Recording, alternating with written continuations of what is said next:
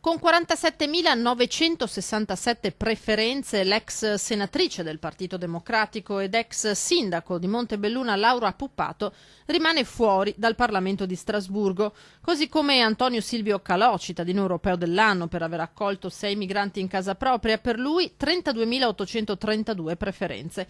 A Treviso però nel Partito Democratico è lui il più votato, anche più del capolista Carlo Calenda. Questo dato mi conforta notevolmente, vuol dire che c'è un'altra Italia che pensa in maniera diversa, che ha il coraggio di prendere posizioni forti e che deve assolutamente far valore e farsi carico di questo risultato per costruire un pensiero altro, un'opposizione molto netta, molto precisa, e io sono convinto che di qua possiamo ripartire per continuare a portare avanti tutte le politiche tutte le proposte politiche che avevamo portato avanti durante questa campagna, sia in una prospettiva sempre europea ma anche chiaramente locale. Un tesoretto di consensi da spendere in altro contesto dunque, ma tutto rimane da decidere. Io continuo a pensarmi una figura ponte tra